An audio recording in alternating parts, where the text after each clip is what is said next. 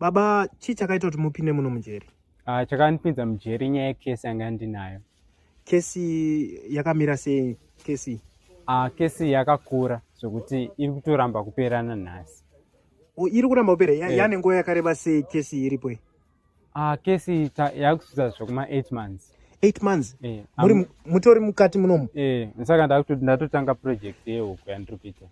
Munoma kutoita mamwe maprojects mukati munomu? Mamwe maprojects. Kesi because of this case. Yeah. Kesi yakamira sei? Mukatsanangurira kuti what's behind the case? What is this case about? So that the public out there can understand about the case. Kuti kesi yakamira so. Alright. Iyi kesi ndeyeshuga. Mati? Ndeyeshuga. Kesi ndechi? Ndeyeshuga. Kesi yeshuga? Yeah. Sugar kesi ndikutengesa sugar, ndikutengesera magadhijeri sugar. Saka ndangoti andibude kana sina profit. Muri kuita basa rekutengesera magadhijeri sugar? Ana sekuru ndikuatengesera sugar. Saka ndangoti ndakamirira zvangu sugar yangu ndichirima zvangu huko. Hamuna mhosva?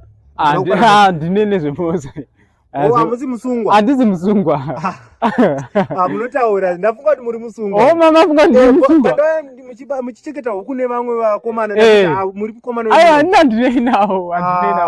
Munoita basa rekutengesa? Ndikutotengesa sugar iyi. Saka makaita maprojects apa munomu? Saka ndatofunga kuti ndogona kuwedza paprofit ndikaita huku futi munomu.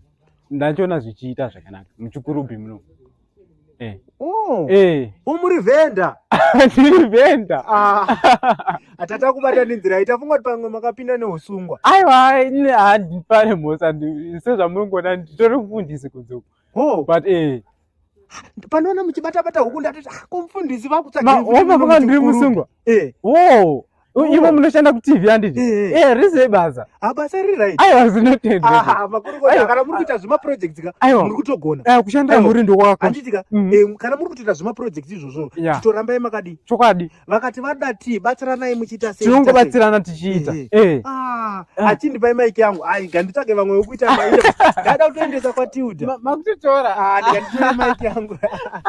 Asi shuga dziri kufamba. Aiwa dziri kuita. Handitika zviri nani. Zviri nani.